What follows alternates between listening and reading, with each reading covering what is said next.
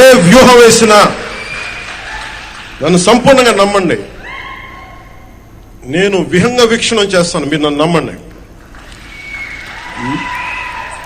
నాకు దశాబ్దం అడగట్లా, ఈ ఎన్నికలు దాటనివ్వండి, 5 సంవత్సరాలు టైం ఇవ్వండి. నాకు మీ గౌరవానికి ఏ మాత్రం భంగం వాటిల్లకుండా మన నాయకులకి ప్రతి ఒక్కరికి గుర్తించే బాధ్యత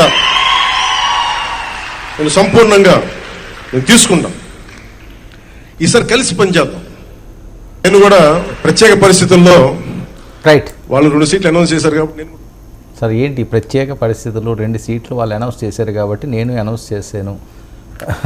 5 సంవత్సరాలు నన్ను నమ్మండి అని చెప్పి కళ్యాణ్ గారు ఇంకా చాలా అంశాలు మాట్లాడారు. అంత సమయం మనకి లేదు కాబట్టి జస్ట్ నేను లిటిల్ బిట్ వినిపించాను.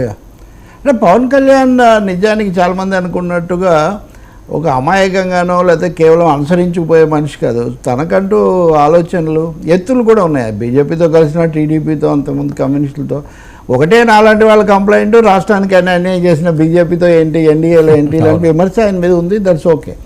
ఇప్పుడు ఆయన జగన్ రాకుండా ఉండాలంటే తెలుగుదేశంతో వెళ్ళాలి అన్నారు. నేను మొన్న కూడా మీకు చెప్పా, ఎక్కడ నెగ్గాలో కాదు ఎక్కడ తగ్గాలో తెలిసిన వాడే అని ఆయన చాలా ఫేమస్ డైలాగ్ ఉన్నట్టే కొంత తగ్గి అయినా మనం తెలుగుదేశంతో వెళ్ళటం అన్నది ఇప్పుడు రాష్ట్రానికి అవసరమని. దీన్ని వైసీపీ వాళ్ళు ఇలా పూర్తిగా ప్యాకేజ్ ఇస్తారు, వాళ్ళతో వెళ్తున్నారు, ఇలా మాటలు ఎప్పుడు అంటుంటారు. నిజానికి అంత ఇన్నోసెంట్ పాలిటీషియన్ ఏం కాదు పవన్ కళ్యాణ్. అయితే ఇంతకాలం ఇలా కంటిన్యూ అయ్యేవాడు కాదు. కాబట్టి ఆయన ఈరోజు చేసిన దాంట్లో మీరు 2 సీట్లు అంటున్నారు. 2 సీట్లను మించిన ఒక మాట నేను మీకు చెప్తున్నాను. నేను ఏ వ్యూహం అనుసరిస్తానో నాకు వదిలేయండి అంటున్నాడు. ఎందుకు అంటున్నాడు? వ్యూహం ఏముంది? మీరు తెలుగుదేశంతో పొత్తు కమిట్ అయినారు కదా. నేను ఎప్పుడు ఏ వ్యూహం అనుసరించినా మీరు నన్ను నమ్మండి అని చెప్పడంలో వేరే వ్యూహాలకు కూడా ఆప్షన్ కూడా ఉంది బాబు అని తెలుగుదేశం పార్టీకి ఆయన ఒక మెసేజ్ పంపిస్తున్నాడు.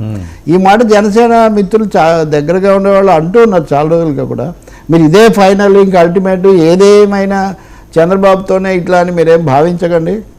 తప్పకుండా మా బుర్రలో ఇంకా చాలా ఉన్నాయని. ఇంకా రెండో విషయము, ఆర్ఆర్ అన్నారే, రాజానగరము రాజోలు ప్రకటించమే.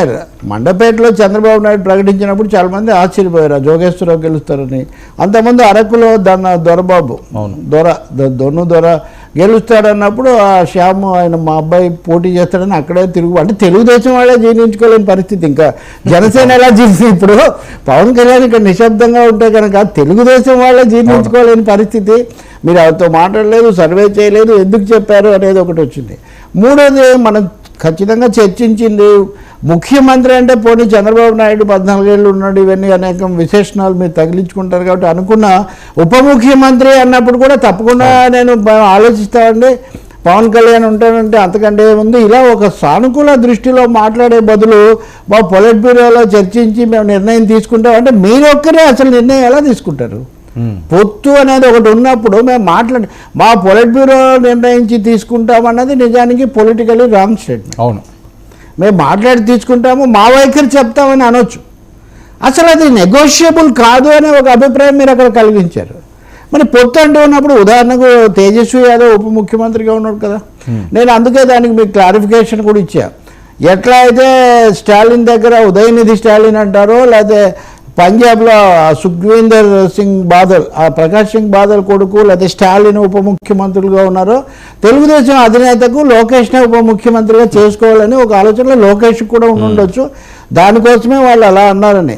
ఏదైనా పవన్ కళ్యాణ్కి సంబంధించి చాలా ఇబ్బంది. తెలుగుదేశం ఈ రోజున ఈ మాత్రం ఉత్సాహంగా ఉందంటే ఒకే ఒక కారణం, జనసేన పొత్తుకు ఒప్పుకుంది, పవన్ కళ్యాణ్ మాతో ఉంటారని. మరి అంత కీలక పాత్ర వహించి చాలా ఇబ్బందికరమైన జైల్లో ఉన్న సమయంలో కాస్త నిలబెట్టినటువంటి పార్టీకి, మనిషికి ఆ గౌరవం ఇవ్వకుండా ఏకపక్షంగా మేమే ముఖ్యమంత్రి, మేమే ఉప ముఖ్యమంత్రి చర్చిస్తాం, మేమే ముందుగా అభ్యర్థులను ప్రకటిస్తామన్న తర్వాత అసలు ఇంతవరకు స్పందించని బీజేపీతోనేమో మీరు ప్రదర్శనలు చేస్తూ ఉన్నారు. మొన్నే శ్రీనివాసరావు అంటున్నాడు, సిపిఎం చక్రం తిప్పాడు చంద్రబాబు అంటారు కదా మామూలుగా. సరే, చక్రం ఎప్పుడు ఉంటుందో, ఎన్టీఆర్కి అయితే సమయం కరెక్ట్గా వస్తుంది. ఈ చక్రధారి, ఆ చక్రం ఎవరైనా పెడితేనే తిరుగుతుంది, దానంతగా తిరగదు. ఒకసారి హరికిషన్ సింగ్ సూర్జిత్ పెట్టాడు, ఒకసారి అటల్ బిహారీ వాజ్పేయి పెట్టాడు, చక్రం ఆయన పెట్టుకోవాలి. కానీ ఆ చక్రధారి అయోధ్యలో ఫెన్సింగ్ క్యూతో నిలబడి నరేంద్ర మోదీ అట్లా పోతూ ఉంటే ఎలా అయినా ఆయన కటాక్ష వీక్షణాల కోసము కరచాలనం కోసం ఎదురు చూసేంత దుస్థితి ఎందుకు కొని తెచ్చుకున్నావు మహానుభావాన్ని మొన్న శ్రీనివాసరావు అనుకుంటా ఎక్కడో అంటున్నాడు. అది ఆ పరిస్థితిలో ఉన్నప్పుడు పవన్ కళ్యాణ్ దానికి అంత గౌరవం ఇచ్చి చేస్తే ఆ బీజేపీ చుట్టూ మీరు తిరుగుతున్నారు కానీ ఇక్కడ జనసేనతో ఎందుకు